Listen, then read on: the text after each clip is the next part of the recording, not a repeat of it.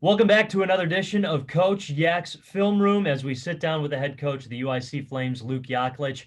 I'm your host, Joe Brand. And Coach, you talked about this week being a great week of preparation and execution. Not only that, you bounced back from two rough losses against Purdue Fort Wayne and picked up two big wins against Robert Morris University, one of them coming in overtime. So what does that do for your team's confidence? And also, what does it say about your team's confidence? Uh, I think confidence, is earned with your preparation, Joe. And I think that we really challenged the guys last Monday, which normally is kind of a lighter skill day for us. That we went a little bit harder, 50 to 60 minutes, and a little bit of that was defense, and then followed it up with Tuesday, Wednesday, and Thursday of three competitive practices.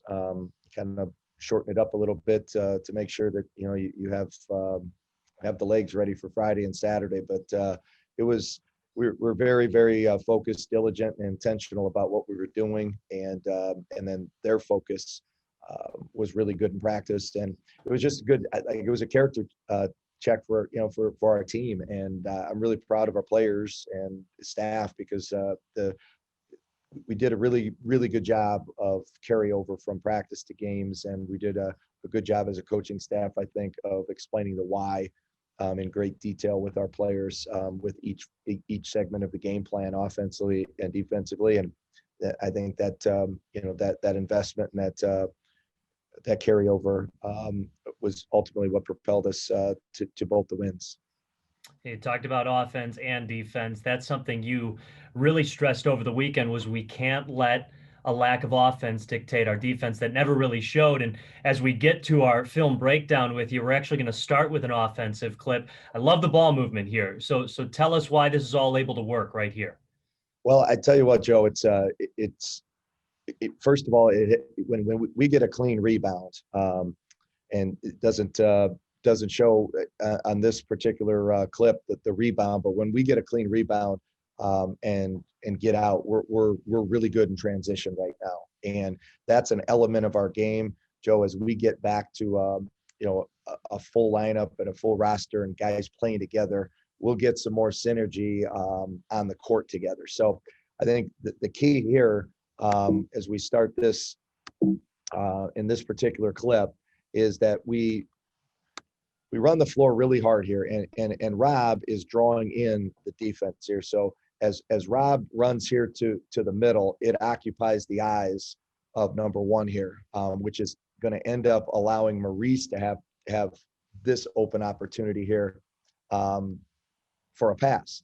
So as we go through it here, Rob's drawing in, and as TK's running down the floor, does a great job here. And Jamie's job is to run to the corner. So, in actuality, Jamie should be down here.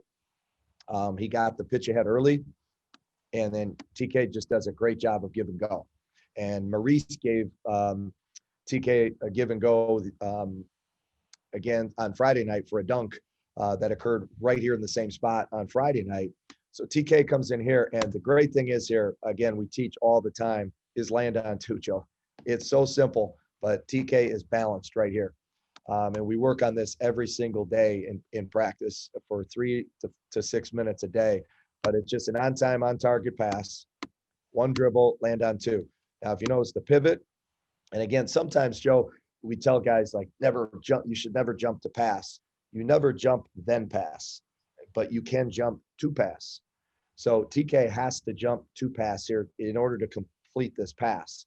And now, again, we talk about all the time just finding windows. So when a guy gets to the paint, you've got to be able to find windows and then put the defense in rotations, which we call dominoes. So we want the dominoes to fall, so to speak. And TK, again, gives a great pass here. And Maurice understands right now that, he's got his eyes up immediately and sees two guys that are closing out on him.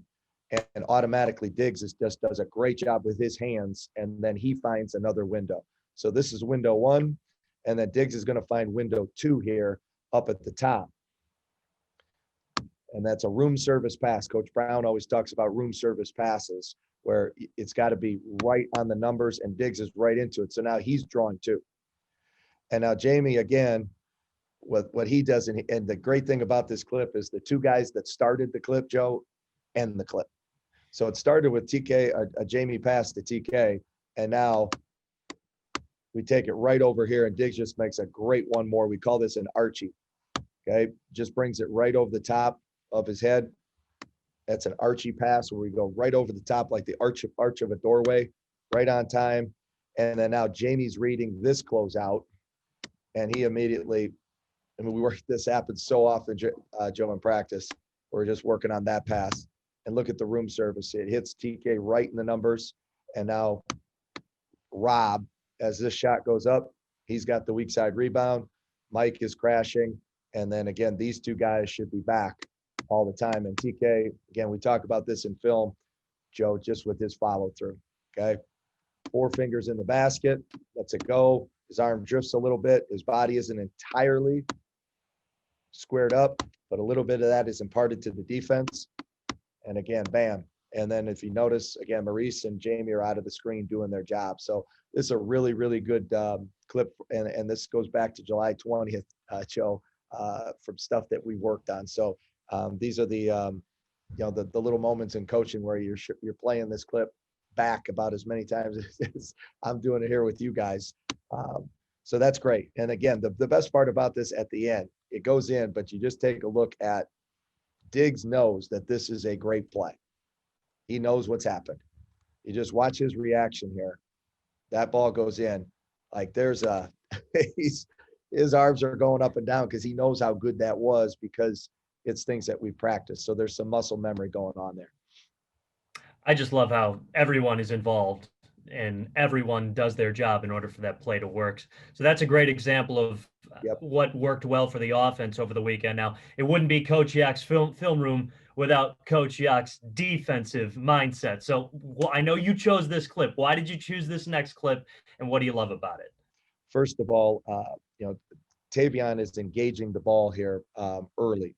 And one of the key things here that we want to be able to do with our defense is be able to pick up the ball here and, again, kind of dictate how the offense is going to be playing. So right here, again, he's got pressure there.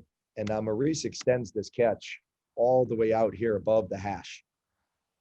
So now a lot of these other passes that the offense has to run are longer passes. He gives our help defense more time to set up. Jamie does a great job, understands what's happening.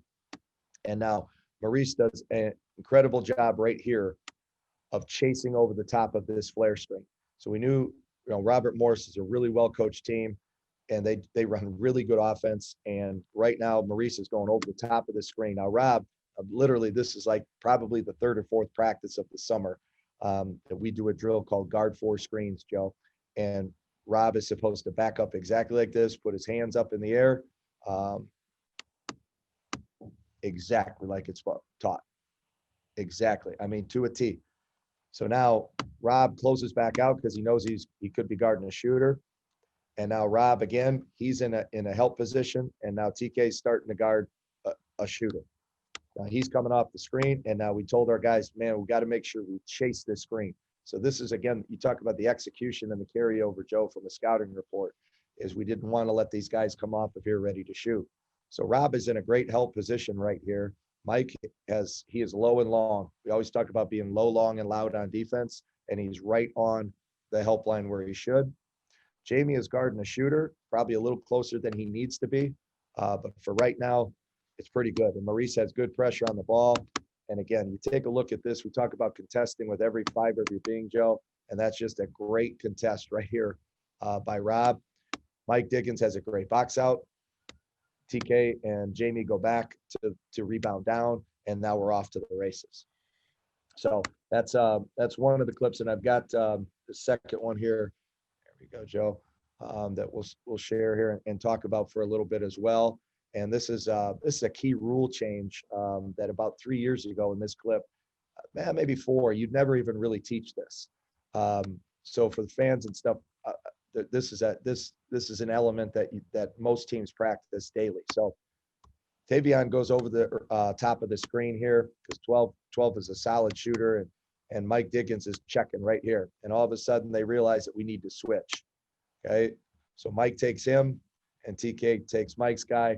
And now this team runs a lot of floppy action. And floppy action is anytime that you've got down screens underneath the basket, a lot of teams, and you'll see this where coaches will call it like this, they call it floppy. And it's a big NBA thing to get shooters open. And now Maurice is out here chasing. Jamie's out here getting his guy. And again, look where they're catching the ball. It's hard to shoot from right there. And Maurice did a good job there extending the catch. Okay, so now the ball gets reversed here. And now the great thing about this is you got two guys here. You talk about carryover. Now, Mike and TK switched at the start of this possession. And the great thing about this is this one, how you know your team's starting to get it, is now watch when they cross paths. TK signals, hey, you get back to the bigger guy. I'll get back to this guy. And they get it right back to where we were at the start. Now, as that's occurring, Rob is in a ball screen here with Jamie, and they switch the ball screen. Now another ball screen occurs. So now that what Robert Morris does a great job of, Joe, is that there's now 4 different actions we just had to guard all within about 17 seconds of the shot clock. So now there's another ball screen set. Maurice goes over the top, and now we bound. We switch this screen, and now, we switched the screen so well that it stopped. I'm hoping that didn't get cut off early. I think it did here, but we'll continue on here, and I think we can get to the end of this. Okay, now this is the end. Okay, so we're back on track. This is it. So now Maurice goes over the top, and now Tavion, who's grown immensely in this area, he's right here seeing the action in front of him. If you see head turns, he's got his eyes to the ball. He's got his eyes to the ball. And now Tavion sees, oh, there's trouble. And now as Tavion comes over, and this is the part of the game that's completely changed, Joe, a lot. You just take a look at what he does here with his hands. Straight up and down. Straight up and down. You cannot come down at all. Now, it's the rule of verticality. As long as TK leaves his feet and goes from A to B, you're good to go, and that guy has to make that shot over you. So now, right now, that's just incredible right there. That's an incredible jump wall, and now Rob Howard sees it, and he understands that this guy isn't going to be passing the ball much. He is committed to that shot, and now he comes over, and he blocks it so hard that the screen went black, Joe. Yeah. So there's there's just a lot in those two clips that, you talk about practice during the week, and then obviously for offense, just things that we've been drilling since July 20th. And now the discipline and the fun part about it is just getting more of it and more of it and more of it. And that's how you grow your team and really become a connected unit on both ends of the floor. Just really quick, that previous defensive clip that you showed, and you said Michael Diggins has to be low, long, and loud. Is loud a metaphor, or are you really asking him to be eccentric? Yeah, you've got to be a talker, especially when you're that low on the floor, Joe, and you're close to the basket. We call that guy the hot man, and he's got to be talking because he sees the whole floor. In the NBA, they call that guy the most important guy, M-I-G, MIG, the MIG guy. But we call it the hot guy here.